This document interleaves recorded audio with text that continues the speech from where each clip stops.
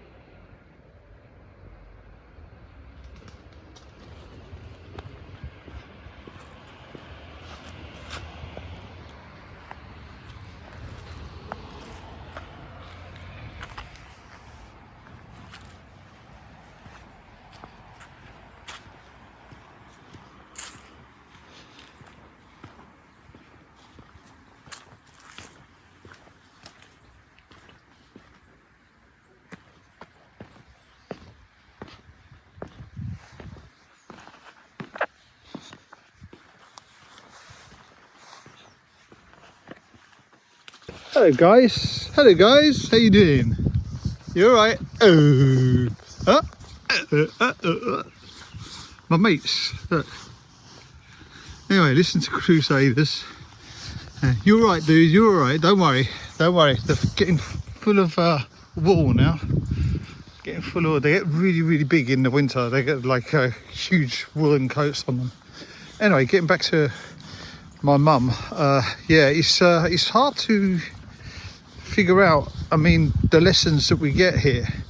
Not everyone gets this lesson in life, a lot of people lose their parents earlier, and it doesn't happen.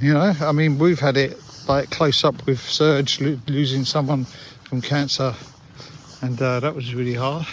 But this is a different kind of slow descent, Hello mate. And it kind of it's kind of weird. It's kind of I don't know how to explain it. You kind of feel empathy at the same time as getting sometimes a bit annoyed, because you don't get any sort of like feedback. It's just like do this, do that, and very rare you sort of like get please and thanks and stuff, and then all she does is go on about someone else being really nice. So you just got to accept it. Because it's the way it goes. You can't kind of like get angry at people, not at that age, and it's hard, but you just gotta you got to deal with it. Now she's 96 and a half. She's definitely going down physically and mentally. Mentally it's kind of like you just say something quite basic to her and she'll just look at you in complete like what? Doesn't get it, and it takes a while to sort of, you have to explain it, and then kind of sinks in. But it's normal, it's a normal kind of thing, I suppose. And she sleeps more, and she's tired, and she can't get in and out of the car very easy. Couldn't walk. She walks with her walker, but she's very frail. So I don't know how this is gonna sort of end up in the next couple of months, 6 months maybe. We might have to put her in a home, I don't know, or up the care at home, or have someone stay with her. I just don't really know what's gonna happen. Anyway, I'm doing fixing the wall there. Amazing. Anyway, coming through here, this, hold up, it's like a farm. There's just they breed horses, and it's pretty firm. It's quite a nice property. Well, it's Langham Hall actually. So obviously it's like a stately home. Obviously, yeah. I don't know if it belongs to someone. Chain head. Got like little wigs there. It's really weird. Could do with a wig. Anyway, it's actually quite warm now. So open this gate. People don't close them because they're idiots. There you go. Pull this out a bit so you can see it a bit better. Bit of amazing property. Atmosphere is fantastic. Real kind of old English times. Yeah, back in the day, back in the 60s and 70s when I was a kid. I can remember where I lived in Hayes in West London, which used to be Middlesex, but it's now Hillingdon, which is Greater London, basically. And yeah, I remember back in the day it was like this. Yeah, it was peaceful and nice, and now it's kind of gone to pot. It's violent, and you know, I don't know what's going on. Don't know what's going on, but I mean, there's a lot of problems, and people are in arms about it, so obviously something's wrong. I don't want to go on about immigration, but yeah, there are issues with the politicians over the last 15-20 years with immigration and all the rest of it. And the problem is that people, yeah, they just blame it on the immigrants and that, don't they, I suppose. But now, you know, you got to look back at your past, and you know, you got to look into yourself and see where you're actually coming from. You know, I mean, I just found out that I was looking into Anglo-Indians on Wikipedia, because my dad's an Anglo-Indian, right? Pure Anglo-Indian from India. Worked on the railways. So I thought, the parents have always said that they had Portuguese, French descendants, and that's why they looked, very foreign.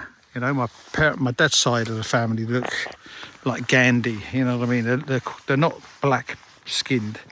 You know, they're kind of looks like they got a tan, but you know, they're kind of don't look English at all.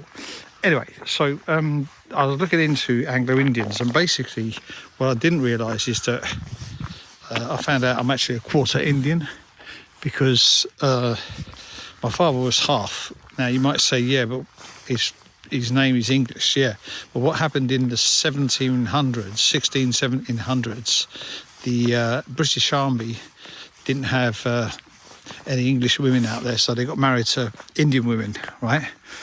And they took on Indian women because there was an abundance of Indian women, obviously, and they married into Indian women. So all the Indian women had English names, married to Englishmen, but the children that were born were so half Indian, half English, were not. Hello, mate. What are you doing? Hey, hello. What are you doing, hey? Look at him. You are beautiful. You are beautiful, you know that? Huh? You're beautiful. But I haven't got anything to eat for you. You're not allowed to give you anything to eat. So, basically, all the kids that were born were half Indian, half English, right? But this is in the 1700s. But they weren't accepted by the English, or they weren't accepted by the Indians. So they kind of formed their own clan, their own community, and their own ethnic minority, where all the kids that were half Indian, half English got together and married. And so they had children, being half and half on each side, that then gave that issued kids that were half and half still, yeah, because both the parents were half and half.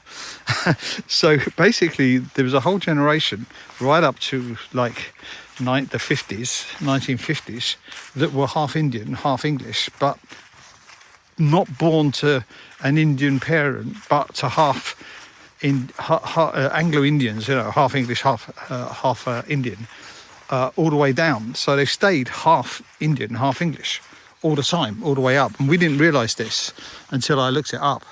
and it does make sense because there was about 300,000 of them, and there was a community that did not mix with the English and did not mix with the Indians, but they were more affiliated to the British way of life, but they weren't accepted. They were a caste, and they worked on the railways and they worked in administration and stuff like that in India, and they could speak both languages, but they were Catholics or Protestants. They were Christians. So when India got its independence, they preferred to kind of go towards England or the British Commonwealth countries rather than stay in India, where they were kind of badly looked upon anyway by the Indians. So hard situation to be in. Yeah, not liked by the English and not liked by the Indians. So my father, when he came to England, he was okay. My dad was a musician. He got into the jazz world in London and he loved it. He absolutely loved it. So he was okay. And he married my mum, who was English.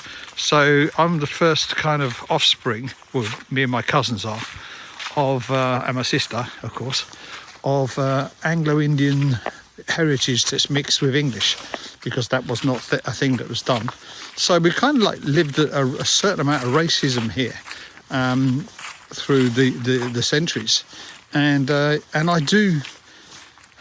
always felt a bit outside, even when coming up in England, I always felt a bit different, but now I understand why. But of course now there's so many Indians in English, but I look English compared to Indian people. So, but when I get suntan, I get funny looks now because of the problems with the immigrants over here now. That's the English kind of uprising against immigrants. It's weird. I kind of like get these looks, because I look a bit tanned, but and I'm bald, so I kind of don't look English anymore. When I had my grey hair, I was okay. I looked very English. I looked English, but now I kind of look a bit, I wouldn't say foreign, but just a little bit different, I suppose. But maybe it's because I've got no hair that they look at me. But anyway, I found out that was quite an interesting thing to find out about oneself. I did not know that I had Indian blood. And until a few years back, I suspected it, but now I'm sure because I understand the heritage and thanks to Wikipedia, finding out the history of Anglo-Indians. So very interesting. Anyway, we're gonna go out to a pumpkin place today, where there's pumpkins and stuff, like Halloween thing. So I'll say goodbye to these horses until tomorrow, because I will be walking again tomorrow if it doesn't rain. We're lucky it's not raining, so we're good. And catch you later. Pumpkins. People doing their pumpkins and stuff. It's brilliant. It's like summer. It's a place you come and pick your own pumpkin. And then you go off with a wheelbarrow and you go off, and you pay for it somewhere. That's quite cool concept. Really good. It's quite popular, but it's Saturday today, so quite impressive. People, it's 12 degrees, right? And there's people out in shorts and t-shirts. It's 12 degrees. Well, not everyone, but some people have got, I just saw a guy, his little girl was in a dress, like a summer dress. Fucking mad. Wow, he's mad, this is crazy. So you come and you pick your pumpkin up, and you wash it and you pay for it. And just had a tiki, chicken tiki with rice and curry sauce and that, and it was really nice, made by an Indian guy, obviously. And it was really good. And then I had a hot chocolate with marshmallows and whipped cream. That was dessert. So yeah, quite happy with that. Down the one. Yeah. Starting to get there. Cold. About 12 degrees, like I said earlier. So that's for us. It's cold. Anyway, we're brave.